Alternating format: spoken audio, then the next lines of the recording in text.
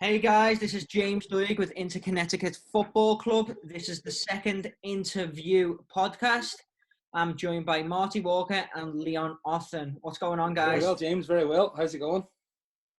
It's going. Sorry, Leon Othen. Othen. Okay, I get it. 1 week, one podcast, I will get that right. It's all right, mate. I've been called plenty of things in my time. There we go. Okay, so how's the week been? What's been going on? Yeah, last week was good. It was busy as always, right? Where even though we're not on the field, we're doing a lot of off-field stuff. Good attendances on the webinars.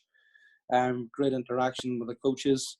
Lots of content coming in from the players. I think last week as well. We've got to realise that last week was our first week that we would have been on the field. Yeah. With Monday was a total rain out as well. I was talking to a couple of parents today, actually, and we were saying, with all this madness, it feels like we've been indoors for so long, but, our regular season wouldn't have started, well, for, maybe different for Marty's lot, until that April 13th week. So what we tried to do this week was, what the week just gone and weeks moving forward, was try to replicate as close as possible to the practices that we would have had. If they're practicing 3 times a week, the kids and the players, then, we've got 3 sessions or more a week. And we really try to get them on the times that they would have had their practice, whether it be 4:30 or 6 or whatnot. Fantastic stuff. I see in Leon, you were doing some soccer aerobics. How's that stuff going? Yeah, soccer aerobics was the first of many of our sessions that we've been doing. We've been doing live sessions through the Zoom.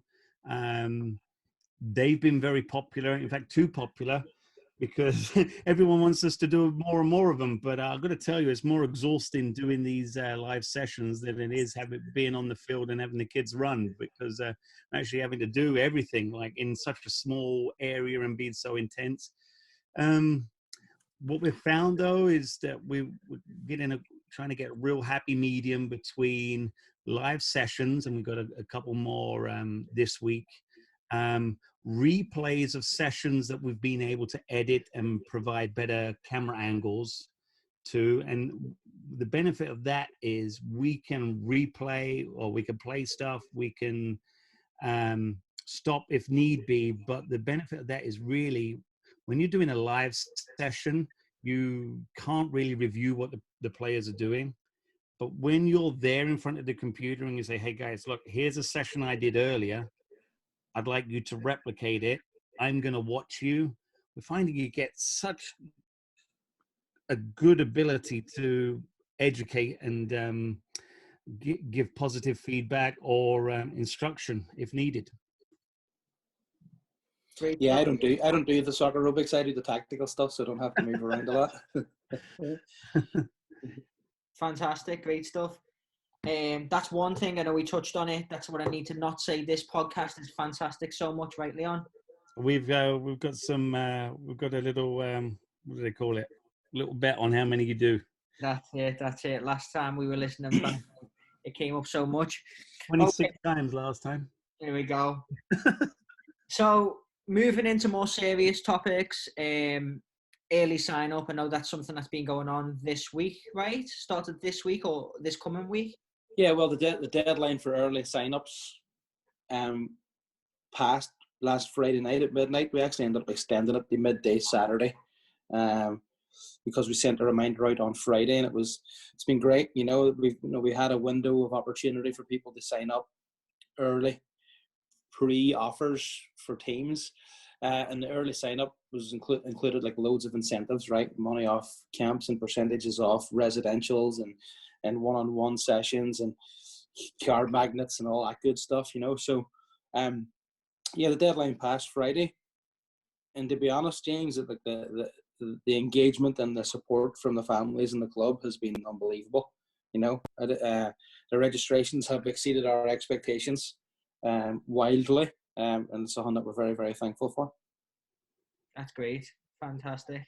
Once again, there's another fantastic. So far. Yeah, it's fantastic. I think that the thing to point out there is, there was no real expectation on putting his early acceptances out. We were slightly embarrassed to do so, but I think as we mentioned in the last podcast, we got some good feedback from our parent committee, advisory committee, and no, they were absolutely right. They said, look, just if you put it out there, if you're honest, and you just say the reasons why you're doing it, then people will come in, and they certainly helped us through what was a slightly sticky patch, but things are looking very good now for the next year. Yeah, great stuff. Now, for players and families and parents or whoever it may be that have missed early sign-ups, is that it? It's cut off? Is there another option? What's next? Oh no, well, that's if you don't mind, Marty, it's no, go ahead. that early acceptance that we had was, like I said, that was like the big ticket items. That was, the ability to pay in full or a large deposit. Those were the options for people doing the early acceptance. We've closed that, and we've been working very hard over the weekend to get the registration up for what would be next year. And this is now the timeline that we would have had early acceptance up anyway, or putting offers out anyway. So we've been working hard on the web just to amend that. We've been doing a proper registration so people can sign up. And I think as of Tuesday, the 21st of April, that should be live. And the pages will show exactly what players are going to be getting. There's some incentives for doing the year in advance, but there's also the opportunity, which we're doing more and more of this year, is the part payments, monthly payments to do so, because we understand it's a unprecedented time and things are unpredictable. So giving parents and players the opportunity to do part payments. Now that's the title of that you've just discussed there. That's all under. Is that offers? What is the title of that? So early acceptance has come out kind of prior to what offers would be on our schedule anyway, right? We're going into the window where we would be now considering teams for next year and so on and so forth, and we'd be sending out renewal offers to players on the teams. For us as a club, it's important to do it, like other clubs do this time of year, just to kind of know who's coming back. Because as usual we have, and funnily, even though it's such kind of weird times, we have a lot of interest for people from outside the club looking to join us. But we obviously prioritise our families first. So we want to make sure that, as we send a message out to them this week, that they have a home to play at next year. But for several reasons, some people tend not to come back. Other people have sports that they might commit to over soccer, and some people might move. We've had families move out of state in the last year that have left us. But the timeline fits now for us to start making those offers as normal this time of year. It's like, right, listen, we have a spot for you for next year. Let us know that either you're in or you're out. And if you're in, great. And if you're out, let us give us some feedback as to why you might be out. So it just kind of fits with our timeline anyway. So the early acceptance was a really kind of incentive-based, kind of, as Leon said, big ticket item, bells and whistles, kind of to help us out, help us kind of manage our sticky period. And now we just kind of swing into that normal flow of registration and renewals. Okay, great. So obviously, as you just mentioned, that's the offers, right? What's included in them offers? Is it for just playing? Is it like the fall season, winter season, spring maybe? Is there other incentives in there? Is there other things? What's included? Yeah, well, it's the offer entails everything that kind of is encompassed in the season, right? So, depending on your age, if you're pre-high school, it's your fall season, winter season, spring season, then whatever tournaments that are we're working towards, depending on age group and each team. depending on what age you are, it's different tournaments. So if you're a high school player, you'll go to multiple tournaments. If you're pre-high school, you maybe go to one or two. So that the offer is to kind of get back in with us on that level. We'll detail like the training schedule and what that entails. We've got a commitment to no training sessions missed, right? The online content stuff that we're doing now will help us in the future, in the sense that, if there's a rain out on a Wednesday night in October, and we can't get on the fields because the fields are waterlogged or whatever, then our promise to the players that they won't miss a session, because at least they have the online content to turn to, and as coaches will direct them there. So that's the online curriculum that we're doing right now is part of what they're getting, as part of their tuition, which is great. Don't forget, you got the this year we've got the cameras as well. We've been building a lot of this stuff. It's real unfortunate what's happening, but what it has done is give us an opportunity to really stockpile all the benefits that we've been building towards, so that we can really roll them out in the fall. And the online platform, like Marty said, is something that was in the pipeline and it's had to be built. And we've now got a great asset and value added product for our players. Cameras as well, Marty. Yeah. The video that you use at the moment with the high school, we're going to be able to use that with the pre-high school players as well. So they're going to get cameras. One thing that we rolled out late winter was our sports engine evaluations. So all the players are now going to be evaluated through sports engine and through the app there. So it's Team Genius and the app that all the coaches have got. Lots of different. So you talked about Spotlight and Beyond Pulse, the heart rate monitors for the high school kids. Yeah. All right.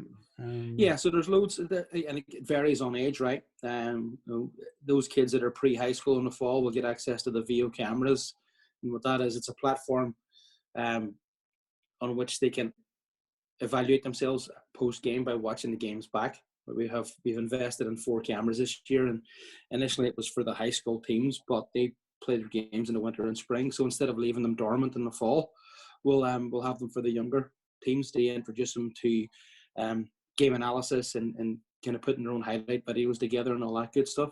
Well, I was just going to say, I'm sure it's not only important for game analysis, but also kids that are progressing through into Connecticut, looking to go college next.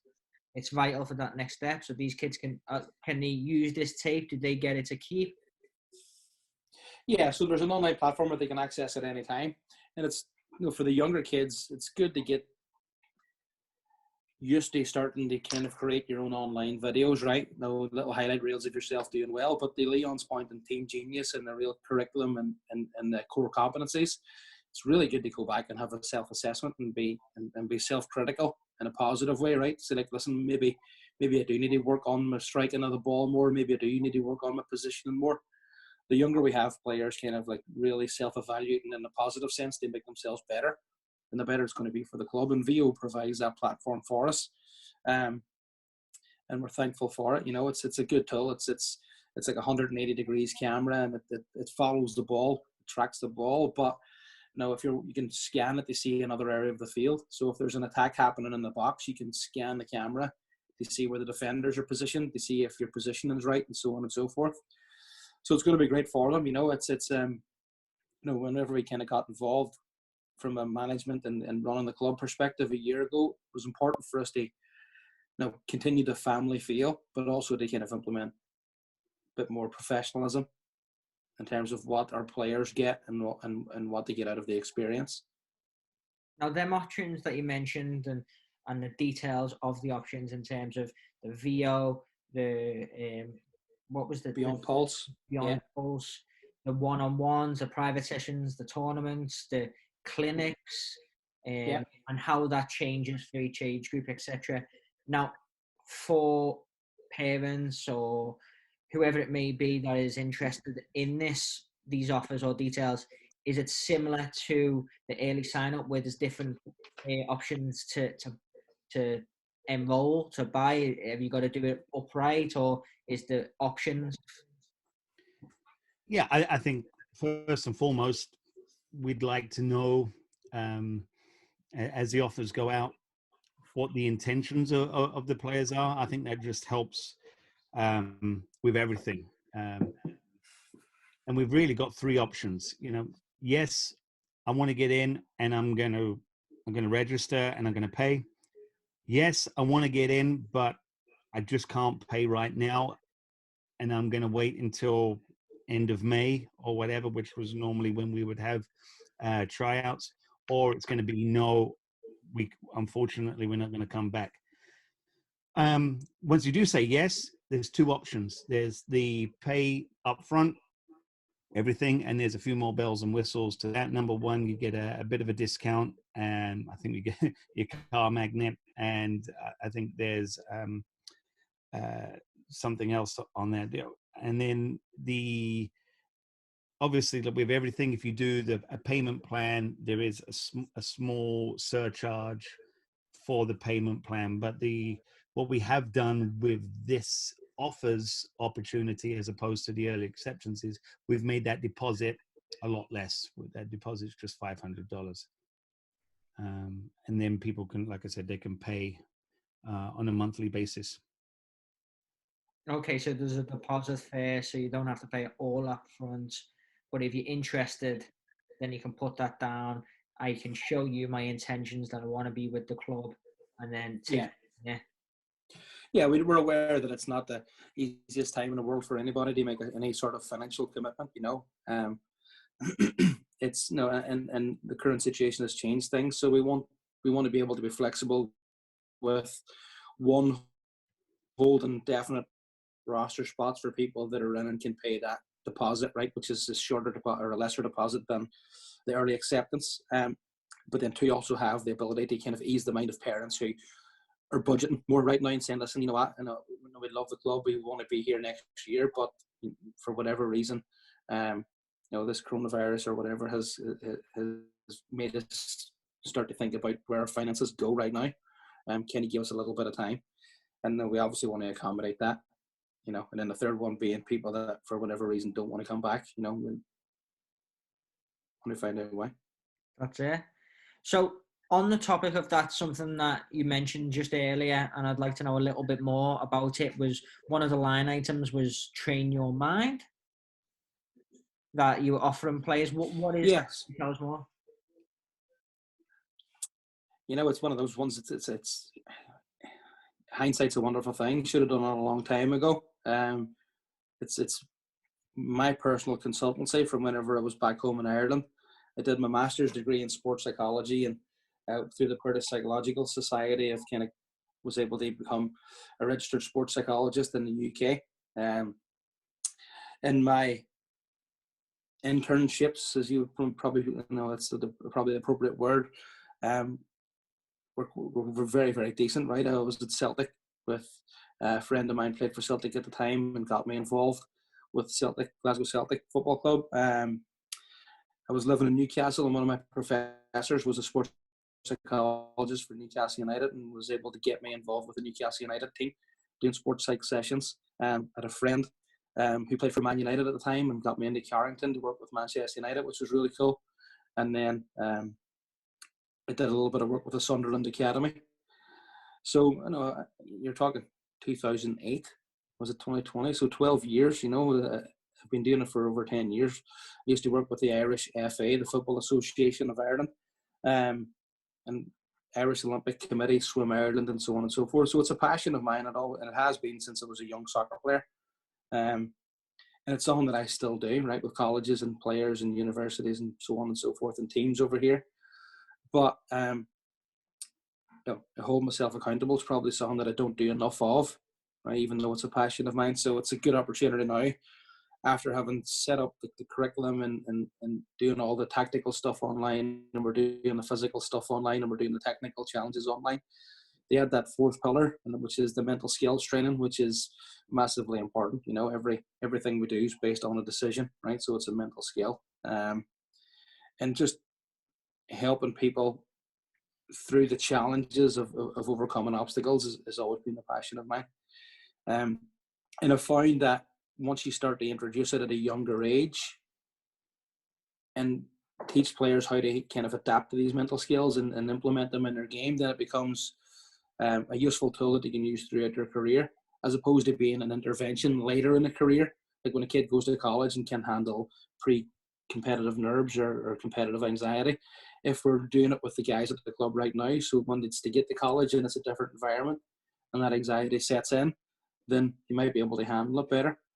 So it's stuff like that we often kind of overlook, with through the kind of hectic schedule of a coach's life, right? Between coaching college soccer and coaching at the club here, sports psychology is taking like a back seat for me. But it's something that I keep up to date with, and something that I try to use and implement in my coaching skills and my coaching style. But now, provided that what this pandemic has given us the opportunity to expand who we are and provide more. So whilst it's ongoing for however long it is, 4 weeks, 6 weeks, 6 months, whatever, hopefully it's shorter rather than longer. Get as much information from a mental skills perspective out to players as I can. Right, that's it. I think now's the time. A lot of people look at it with the negative side, but you always need to stay positive. Now's the time where you can be really looking into plays and learning things differently. I know you guys have been having Zoom calls with your team. I'm sure both of you have learned so much more about the players from that aspect, just off talking to them a little more face to face.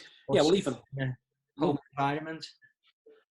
Yeah, I think one blessings in disguise, right? It's like one of the things that would never have occurred had this not happened. Myself and Leon have been giving everybody in the club calls, just checking in with every family. And our goal is, and as we stated when we took over, was to make it a family-oriented club and make sure that everybody felt part of it. But you'd never really had the time to check in on people and see how they're doing.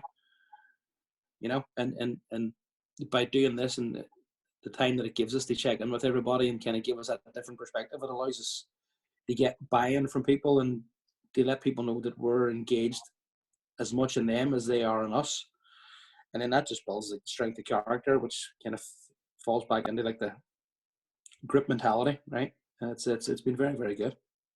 I thoroughly enjoyed it, to be honest. I thoroughly enjoyed engaging with the families, getting to know the families, getting to know the players on that level. They've had little assignments they've had to go. Like we know everyone's now favorite players, their favorite teams. So what that does, that helps us with a bit of banter on the field when we get on there if they support a particular team, or it just allows us to engage on that other level. If someone says, my favorite team's Real Madrid or Arsenal or someone like that, then you can say, if you understand the player, you can understand how to coach them better, right?